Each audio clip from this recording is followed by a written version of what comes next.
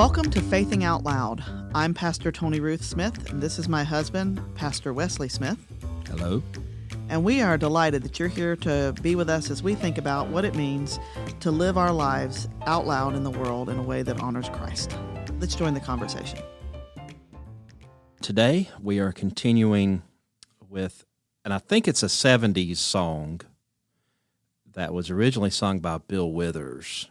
And the one I was familiar with first, I don't remember who sang it, but it was an 80s song, and it goes a little something like this. Lean on me when you're not strong. That's all I'll do for you.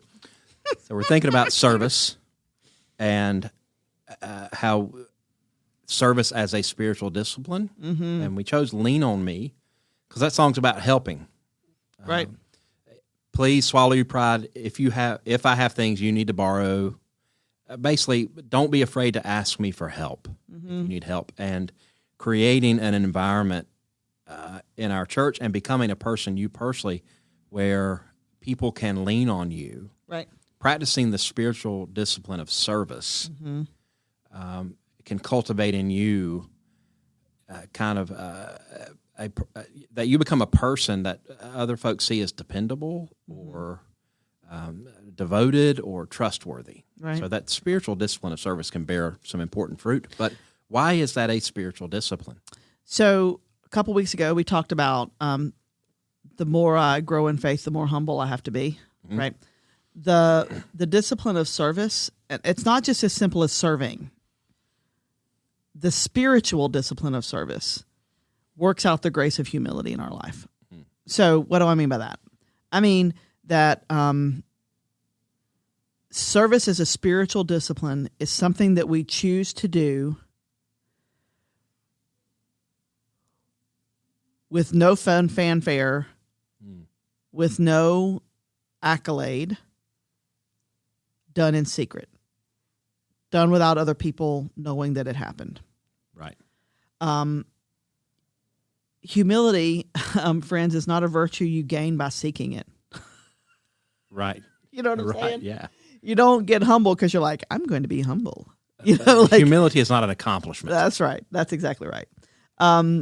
So when we think about the good of others, when we do an action for the good of somebody else, for the most part, hidden from what other people would know, it cultivates humility within us. And going back to that Bible study I'm teaching on the Sermon on the Mount, because at the start of Matthew 6, Jesus talks about giving alms for the poor. Yeah. Mm-hmm. And which is another way we can think about service. Right. And Jesus says, don't let your left hand know what your right hand is doing, basically. And right. Dietrich Bonhoeffer talks about in discipleship, there is a certain forgetfulness, like a self-forgetfulness. Mm-hmm. And I'm fascinated by that concept as it relates to humility, that the more humble we become, the less mindful we are, not in a mindfulness sense, but the less kind of attention we pay to our own goodness. Right. We're, as we mature as disciples, as we kind of grow and serving and helping people, as we grow in that area, it's not about, hey, look at me, aren't I so helpful? Aren't I so humble? Mm-hmm. It's, I want to direct, this is God empowering me to do this. It's directing people to God. And we're doing this, there's another way to think about that too. I'm not doing this to make myself look good. I'm doing this because God tells me, Jesus tells me to do this. Right. It's an act of obedience. Right. And so I think that I'm just fascinated by that idea of like self-forgetfulness, or our own, Bonhoeffer said, our own righteousness is hidden from ourselves. Right. Right.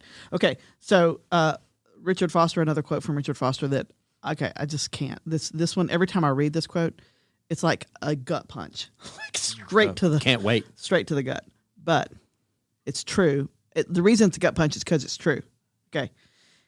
Richard Foster in The Celebration of Discipline, he says, the flesh whines against service, but it screams against hidden service. Oh, yeah. Ooh.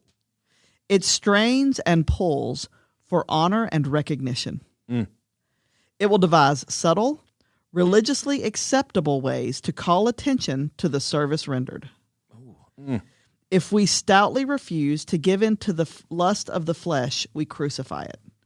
And every time we crucify the flesh, we crucify our pride and our arrogance. I mean, like... Yeah. Come on, Richard Foster. You stop talking. Like, that, the spiritual discipline of hidden servanthood, to do an act of service and never tell a soul you did it.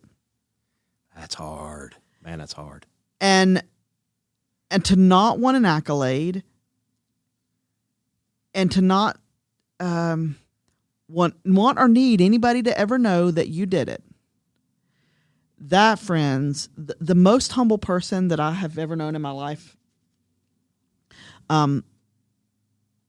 is actually one of my cousins, but absolutely does things like that, never needing anybody to ever know about it.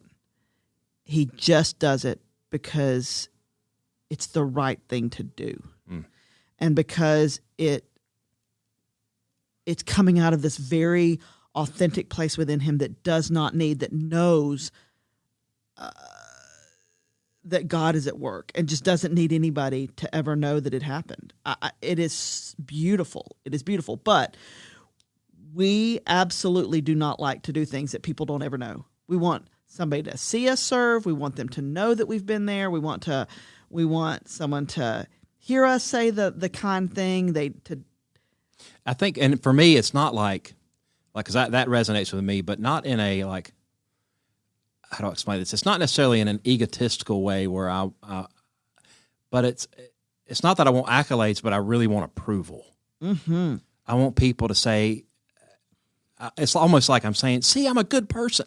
Right, you want to get an attaboy. Yeah. Like, and that, I love that song, Nicole Nordeman. It's the one I want sung at my funeral, about legacy. And she says, we all need an attaboy or attagirl. Yeah. Right? Like, we want that. We crave that. And yet, if my motivation is to get an attaboy or an attagirl for doing it, then it wasn't actual humble service that was done thinking of Christ and the other, not about myself. Right. And there's literally nothing in it for me other than, here's what's in it for me. I'm drawn closer to God. And that's real. I got to say, this for me is harder and more pernicious than fasting or solitude or, this is, or even confession, really, because our role, mine and your role as pastor, it's such an upfront role. That's right. And we do so many things that are public facing, and that, and then sometimes it feels like, we'll preach a sermon, I'll preach a sermon, we process out, and then I stand there at the doorway like a little kid just waiting for pats on the head. Good job. Tell me I did a good job. Tell me I did a good job. And it in some ways it feels like the little league line after a baseball game. Good game, good game, good game, good game, good game. But it's that is, again, it's pernicious, because if I'm looking for other people's approval, it's like Paul says, I am trying to please people, not God. Right. And people might say, well, can't you do both? Well, you got to get the priorities right. You got to get the order right. Right. When we do anything, when we serve, when we go to the Christian Mission or Feed and See or Bridge of Hearts, any of these organizations, if we're doing that for recognition or for notice, then again it goes back to we're asking God to correct our motivations, our intention. Now, if notice or recognition or affirmation comes as a result of that, and maybe we're not looking for it, but it happens anyway, I also don't recommend fake humility. Part of what I've had to learn is how to receive a compliment. And some people cannot receive compliments. And occasionally I can do this. I can be too self-deprecating. But if we're authentically seeking to please God in our service, and we are being affirmed of that, we can accept that as a gift from God or a gift from someone spoken out of love. Right. But we have to be self-aware enough to know when that starts to become a trap, or when that starts to dictate what we're doing and why we're doing it. Right. Where is that in the Bible where it says, am I now trying to win the approval of God or man? That's Galatians. That's Galatians. Galatians chapter 1. Galatians chapter 1, y'all, it's so important to me that I have it written. It's in my prayer space. Am I now trying to win, this verse, chapter 1, verse 10 of Galatians, am I now trying to win the approval of human beings or of God, or am I trying to please people? If I were still trying to please people, I would not be a servant of Christ. It's all about attitude and posture, right? It's how I'm approaching it, how I'm going at it. And I think that another thing that's helpful to think about when we're thinking about service as a spiritual discipline is that we are talking about things like feeding the hungry, going on mission trips, helping somebody keep their home. That's important. That's service. But I also think there are service in the small things that teach us to love and serve in every action that we do. Yeah. So it's not just, service is not just the time you go to the Christian mission. Service is also hospitality. It's welcoming others and being present with them, noticing the new person. It's service is when you're at church on a Sunday morning, you're not looking for your friend that you've talked to 2 times this week already. You're looking for the person that's new and that's sitting alone, and you're intentionally going to sit with them and to build a connection and a relationship. That's service. Yeah. The service, again, this is just things that I've talked about in other Bible studies previously, but there's the service of guarding the reputation of other people. Like, I'm not going to gossip. I'm not going to backbite. I'm going to hold my tongue. I'm not going to slander. I am going to serve you by not speaking ill of you, carrying tales about you, kicking you when you're down, trying to benefit from somebody else's suffering or their sinful choices. Right. Right. There's like that is an act of service. The service of common courtesy, being kind and seeking to understand others, thanking and acknowledging other people.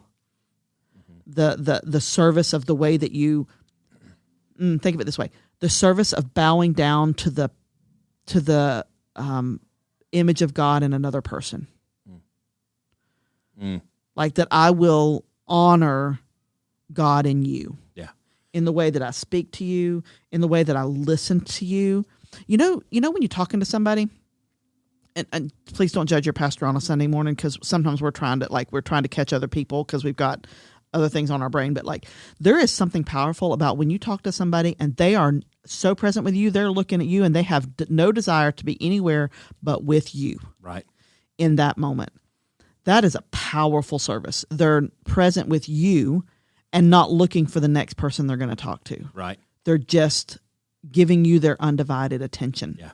That is true service. The service of bearing somebody's burdens with them, of sitting with somebody in their grief or their sorrow, or pointing somebody to Jesus. The service of sharing your witness with somebody. And I think bringing all these together, that service as a spiritual discipline, authentic service is service that, one is it's focused on the needs or health of another. Mm-hmm. So it's not self-focused, and you're doing for others without expectation of reward. Right.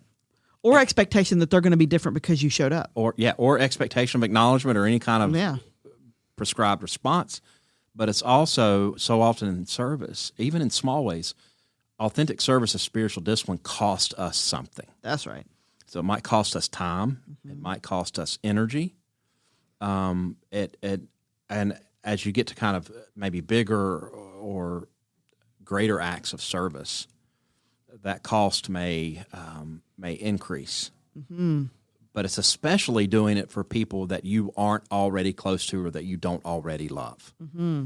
Like you could define parenting, a lot of what you do in parenting as service, selfless, giving, cost you a lot.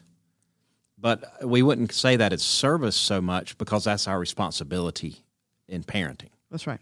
But if I do something for someone else that I'm not related to or that's outside of my circle and expect no reward and I'm doing it graciously, that is service. And it reminded me of something. I know we only got just a minute left, but it reminded me of something.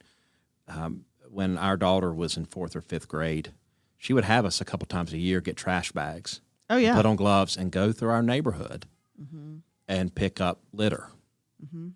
And I think she'd heard in school something about how bad litter was, and she got really upset when she would drive through the neighborhood and see litter.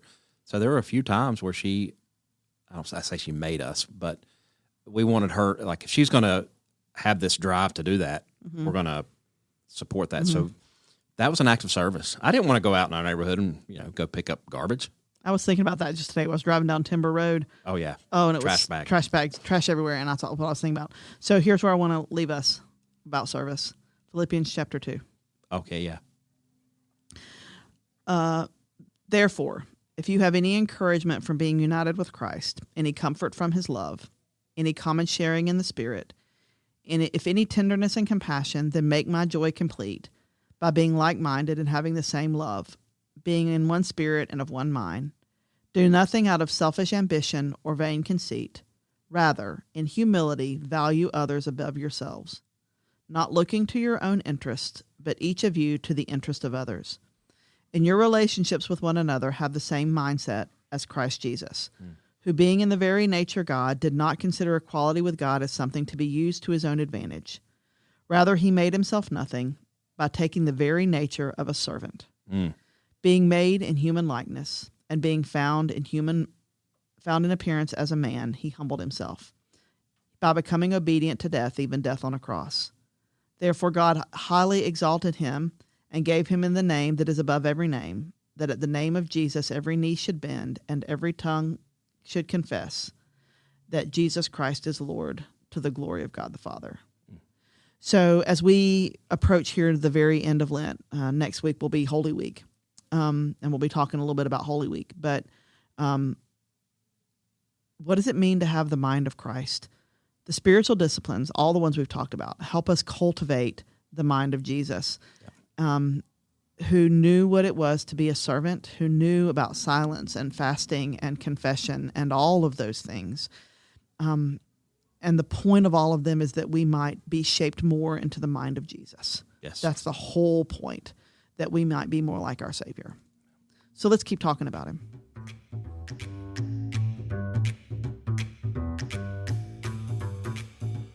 Thank you for listening to Faithing Out Loud. Be sure to like and subscribe if your platform allows that. We'll see you next time.